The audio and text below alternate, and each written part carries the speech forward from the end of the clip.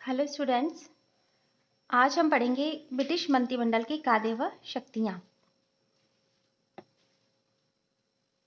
इसमें हमें देखेंगे कि ब्रिटिश मंत्रिमंडल को ब्रिटिश शासन व्यवस्था का हृदय कहा जाता है। ब्रिटिश मंत्रिमंडल को ब्रिटिश शासन व्यवस्था का हृदय कहा जाता है। डाइसी ने लिखा है कि यद्यपि शासन का प्रत्येक कार्य क्राउन के नाम पर किया जाता है, परंतु इंग्लैंड की वास्तविक कार्यपालिका शक्ति मंत्रिमंडल में निहित है। यानी उनके अनुसार प्रत्येक कार्य क्राउन के नाम पर किया जाने पर भी इंग्लैंड की जो वास्तविक कार्यपालिका शक्ति है वो मंत्रिमंडल में निहित है। ग्लैडस्टोन का ये कहना है कि मंत्रिमंडल वह सूर्यपिंड है जिसके चारों ओर अन्य पिंड घूमते रहते हैं। मंत्रिमंडल वह सूर्यपिंड है जिसके चारों ओर अन्य पिंड घूमते रहते हैं। जॉन मैरियट का ये कहना है कि मंत्रिमंडल वह धुरी है जिस पर प्रशासन चक्र घूमता रहता है। मंत्रिमंडल वह धुरी है जिस पर प्रशासन चक्र घूमता रहता है। इस प्रकार हम देखते हैं कि मंत्रिमंडल को अत्यंत महत्वपूर्ण माना गया है, जिसके पास शासन की वास्तविक कार्यपालिका शक्तियां होती हैं। अब हम देखेंगे कि इसकी कार्यपालिका संबंधी कार्य क्या क्या है, कार्यपालिका संबंधी शक्तियां इसके पास क्या क्या हैं। तो कार्यपालिका संबंधी शक्तियों में हम देखेंगे कि सबसे पहली शक्ति है नीति निर्धारण करना। नीति निर्धारण करना का मतलब यह है कि मंत्रिमंडल निश्चित करता है कि प्रशासन के विभिन्न विभागों द्वारा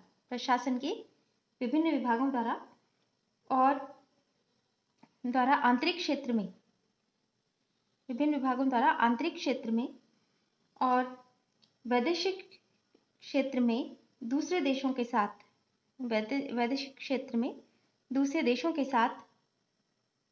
संबंध के विषय में किस प्रकार की नीति अपनाई जाएगी।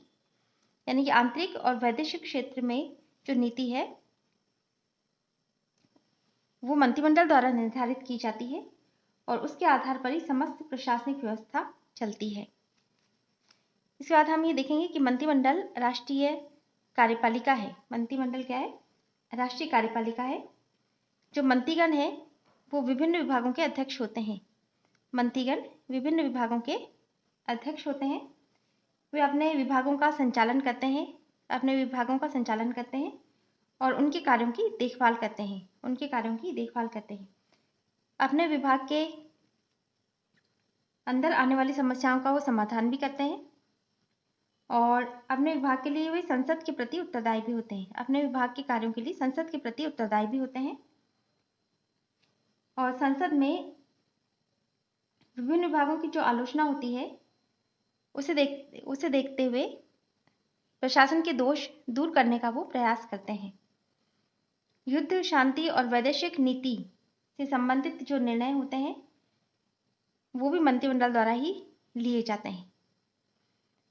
इस प्रकार हम देखते हैं कि सभी महत्वपूर्ण नियुक्तियों के पीछे भी मंत्रिमंडल का हाथ रहता है और संसद द्वारा पारित की गई जो विधि है उसको भी वो लागू करता है। इस प्रकार देश की सर्वोच्च कार्यपालिका मंत्रिमंडल ही है।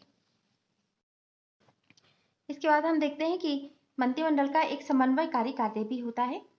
समन्वयकारी कार्य का अर्थ यह है कि जो शासन के विभिन्न विभाग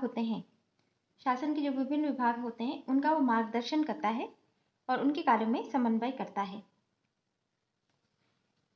क्या होता है कि प्रशासन की सुविधा के लिए इसको विभिन्न विभागों में विभाजित कर दिया जाता है, किंतु एक विभाग का कार्य दूसरे विभाग के कार्य में बाधा पहुंचा सकता है।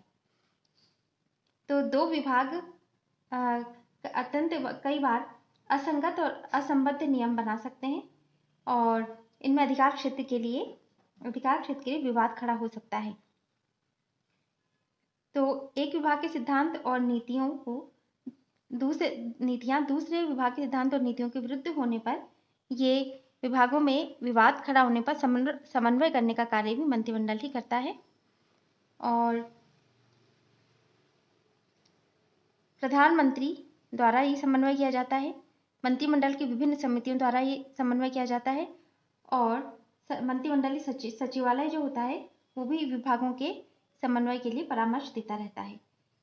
तो इस प्रकार विभिन्न विभागों में अगर नौकरशाही अपनी अपनी डपली बजाने लगे तो मंत्रिमंडल की विस्तृत नीति का ख्याल न करती है तो उस समय उनमें समन्वय का कार्य मंत्रिमंडल द्वारा ही किया जाता है। इसके बाद हम ये देखते हैं कि मंत्रिमंडल व्यवस्थापन का कार्य भी करता है। मंत्रिमंडल द्वारा व्यवस्थापन कार्य भी किया जाता है। वैसे तो संसद व्यवस्थापन का कार्य करती है, किंतु संसदात्मक शासन में विधायी और कार्यपालिका शक्तियों का एकीकरण होता है। इसके कारण संसद और मंत्रिमंडल में अविच्छिन्न संबंध रहता है। संसद और मंत्रिमंडल में अविच्छिन्न संबंध रहता है।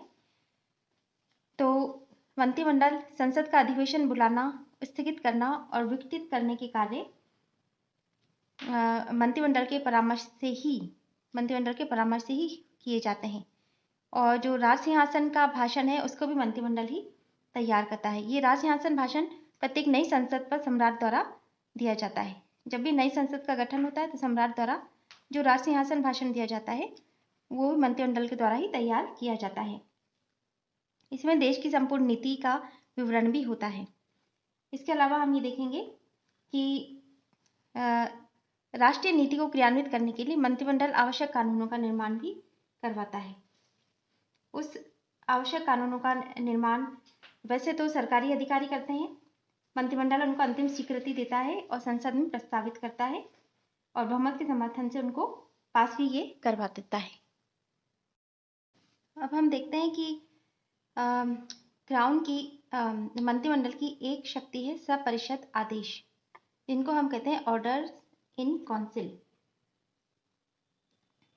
सपरिषद आदेश क्राउन का एक महत्वपूर्ण कार्य है जिसे मंत्रिमंडल द्वारा ही किया जाता है। सपरिषद आदेशों का महत्व बिल्कुल विधि के समान यानी कानून के समान होता है। और ये दो प्रकार के आदेश होते हैं। एक तो वे आदेश होते हैं जो साधारण प्रशासनिक नियम होते हैं, और उन नियमों के आधार पर शासन की विभिन्न जो शाखाएं होती है वो अपना अपना दैनिक कार्य चलाती हैं। तो ये साधारण प्रशासकीय नियम होते हैं। दूसरे वे आदेश होते हैं जिनकी आज्ञा संसद देती है और जो प्राय परिनियम आदेश यानी स्टैट्यूटरी ऑर्डर्स होते हैं। इन सपरिषद आदेशों के निर्माण में कैबिनेट की स्वीकृति आवश्यक होती है। कैबिनेट के निर्णय को प्रीवी परिषद के आदेशों के रूप में निकाल देती है। तो इस प्रकार ये सपरिषद आदेश भी ब्रिटेन में जारी किए जाते हैं।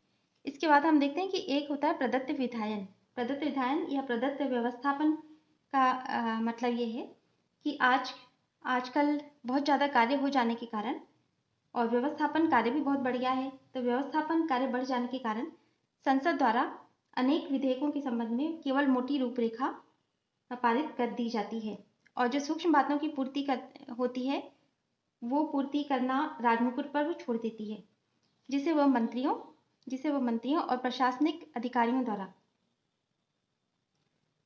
और प्रशासनिक विभागों द्वारा वह पूरा करता है।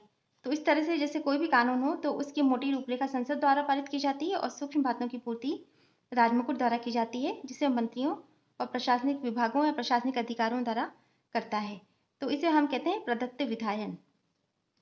तो इस कारण भी इसको एक तरह से लघु विधायिका की संज्ञा दी जाती है, यानी कि इसके जो विधि संबंधी कार्य हैं वो भी बहुत अत्यंत महत्वपूर्ण हो गए हैं। और हम देखते हैं कि इसके अलावा वित्तीय कार्यों के संबंध में मंत्रिमंडल के कार्य अत्यंत महत्वपूर्ण होते हैं। जो भी वार्षिक आय व्यय का विस्तृत ब्यौरा होता है वो वित्त मंत्री द्वारा ही तैयार किया जाता है। वो संपूर्ण बजट अपनी देखरेख में ही तैयार करवाता है और बजट के जो मूल प्रस्ताव होते हैं और आधार होते हैं वो मंत्रिमंडल के द्वारा निश्चित किए जाते हैं। हालांकि बजट गोपनीय होता है, इसलिए पूरे आय व्यय को मंत्रिमंडल के समक्ष प्रस्तुत नहीं किया जाता। फिर भी इसकी मौखिक जानकारी मंत्रिमंडल को दे दी जाती है। यदि मंत्रिमंडल चाहे तो आय व्यय के संबंध में कुछ अधिक समय पूर्व भी जानकारी मंगा सकता है और उस पर मंत्रिमंडल में विशद रूप से विचार विमर्श किया जा सकता है। इसके बाद हम देखते हैं कि जो करारोपण की नीति होती है उसमें अगर आमूलचूल परिवर्तन हो जाता है, यानी करारोपण में यदि आमूलचूल परिवर्तन होता है तो ऐसी स्थिति में मंत्रिमंडल द्वारा विशदता से विचार उस पर किया जाता है। मंत्रिमंडल उस पर गहन रूप से विचार करता है। इसके बाद ही बजट संसद में प्रस्तुत किया जाता है। बजट उपस्थित किए जाने के बाद भी संसद में बजट उपस्थित किए जाने के बाद भी उसमें मंत्रिमंडल द्वारा सुधार किया जा सकता है और संसद द्वारा कोई नया कर नहीं जोड़ा जा सकता। संसद द्वारा कोई नया कर नहीं जोड़ा जा सकता। वह केवल प्रस्तावित कर या अनुदान की मांग में कटौती कर सकती है। वह केवल प्रस्तावित कर या अनुदान की मांग में कटौती कर सकती है और ये कटौती भी मंत्रिमंडल की सहमति के बिना नहीं की जा सकती, यानी कि इसमें भी उसको मंत्रिमंडल की आवश्यकता पड़ती है। इसके बाद हम देखते हैं कि किसी मद का व्यय वो बढ़ा नहीं सकती, किसी मद का व्यय वह बढ़ा नहीं सकती है। तो इस प्रकार हम देखते हैं कि ये अत्यंत महत्वपूर्ण कार्य भी मंत्रिमंडल के हाथों में ही है। कुछ अन्य कार्य भी वो करता है, जैसे उच्च राज्य पदाधिकारियों की नियुक्ति जब सम्राट करता है तो वो मंत्रिमंडल के द्वारा ही किया जाता है। जैसे गवर्नर जनरल हो, वायसराय हो, राजकीय कोष का सचिव हो, और इसके अतिरिक्त देश विदेश में की जाने वाली जो नियुक्तियां हैं वो भी मंत्रिमंडल द्वारा ही की जाती है। जैसे अपने राजदूतों की नियुक्ति करना या विदेशी राजदूतों का अपने देश में नियुक्त करना। इसके अलावा जो भी सम्राट के द्वारा उपाधियां दी जाती हैं वो भी एक तरह से मंत्रिमंडल के द्वारा ही परामर्श के आधार पर दी जाती हैं। और राजा के द्वारा जो क्षमा के विशेषाधिकार का प्रयोग किया जाता है वह गृह मंत्री के परामर्श पर ही किया जाता